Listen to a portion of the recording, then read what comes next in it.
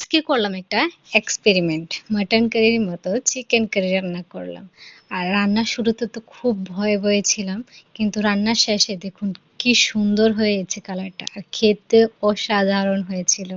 তা আমার সাথে চলুন আপনারাও শিখে নিন কিভাবে আমি এই চিকেন কারির রেসিপিটা বানিয়েছি মাটন কারির মতো। তো আসসালামু আলাইকুম, welcome back to my channel.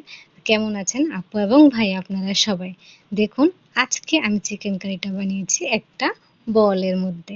একটি বড় একটি বল নিয়েছি, এর মধ্যে দিয়ে দিয়েছি আমি ধুয়ে রাখা আলু আর চিকেন। তো এই চিকেনগুলির মধ্যে আমি 1 চা চামচ পরিমাণ হলুদ, মরিচ, জিরে ধনে পাউডার, 3টি তেজপাতা, এলাচ, দারচিনি এই সবগুলি পরিমাণ মতো দিয়ে দিয়েছি। আর এখন দিয়েছি আদা রসুন পেঁয়াজের একটা পেস্ট, আর খুব অল্প পরিমাণে তেল। আপনারা তেলটা ঢালতে দেখেছেন ঠিক আমি কতটুকু পরিমাণে তেল ইউজ করেছি, খুব অল্প।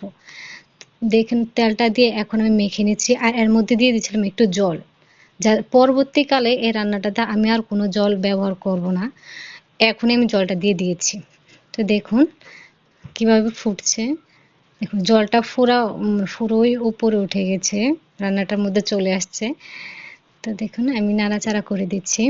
তা আমি কিন্তু পুরানো কোনো রাঁধুনি না, আমি নতুন একজন রাঁধুনি। অ্যাকচুয়ালি আমি যে সময় কলেজে পড়তাম ওই সময় হোস্টেলে থেকে ওই সময় কি আলু ভাজি ডিম ভাজি এতটুকুই, বা ডাল, এতটুকু রান্নাই আমি করতাম, এর থেকে বেশি না।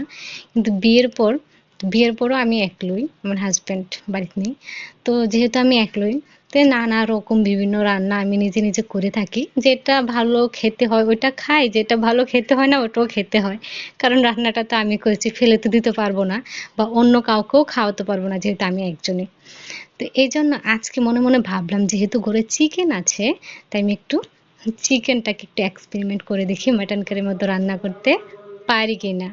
তো দেখুন ঝোলটা কমে কি সুন্দর একটা কালার চলে এসছে, তেল চলে এসছে, আলুটাও সিদ্ধ হয়ে গেছে। এখন আমি কড়াই বসিয়ে দিয়েছি, আর এই কড়াইয়ের মধ্যে আমি দিয়ে দেবো তেল।